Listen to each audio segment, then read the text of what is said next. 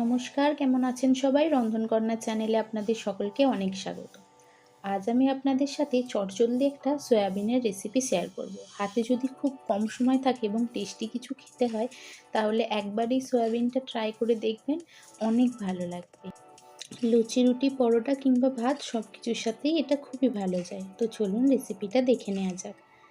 একটা কড়াইতে বেশ কিছুটা পরিমাণ জল দিয়ে সেটাকে গরম করে এর মধ্যে দিয়ে দেব হাফ চামচ পরিমাণ নুন।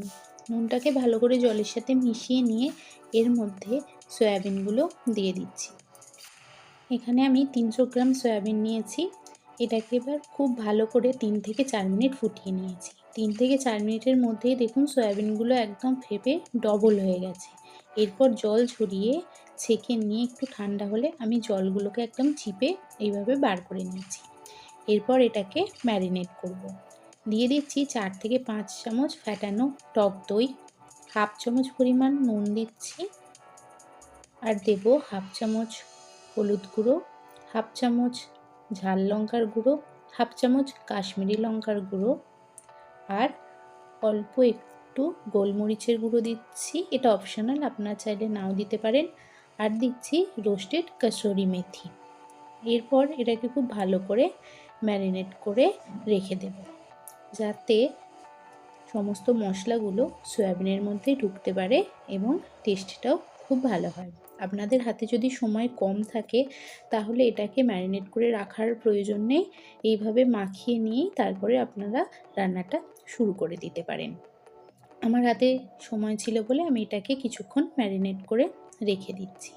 আপনারা চাইলে এই সময় সয়াবিনটাকে আগে ভেজে নিয়েও তারপরে ম্যারিনেট করতে পারেন। আমি আর ভাজছি না, একবারেই ম্যারিনেট করে নিয়েছি। এরপর কড়াইতে বেশ কিছুটা পরিমাণ সর্ষের তেল গরম করে তার মধ্যে অল্প একটু দারচিনি, একটা শুকনো লঙ্কা আর হাফ চামচ গোটা জিরের ফোড়ন দিয়েছি। 30 সেকেন্ড মতো ফোড়নটাকে একটু মিডিয়াম টু হাই ফ্লেমে ভালো করে ভেজে নিয়ে যখন সুন্দর গন্ধ বেরোবে এর মধ্যে আমি দিয়ে দেব একটা বড় সাইজের কুচি করে কেটে রাখা পেঁয়াজ।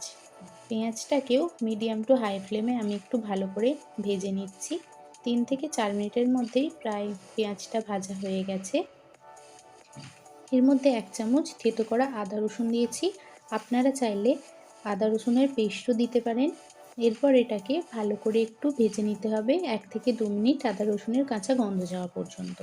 তারপর এর মধ্যে ম্যারিনেট করে রাখা সয়াবিনটা দিয়ে দিচ্ছি। এই সময় গ্যাসের ফ্লেমটা লো করে দেবেন, যেহেতু এর মধ্যে দই দেওয়া আছে, নাহলে দইটা ফেটে যাবে আর গ্রেভিটাও খুব একটা ভালো আসবে না।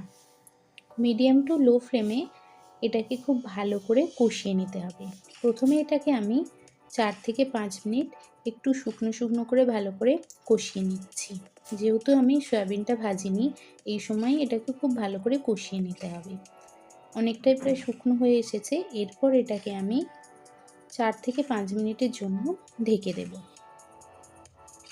4 থেকে 5 মিনিট পর দেখুন সয়াবিনটা থেকেও কিছুটা জল রিলিজ করেছে। যেহেতু এর মধ্যে টক দই দেওয়া ছিল, ওটা থেকেও কিছুটা জল ছেড়েছে। এরপর এই জলটাকে খুব ভালো করে শুকিয়ে নিতে হবে সয়াবিনের সাথে।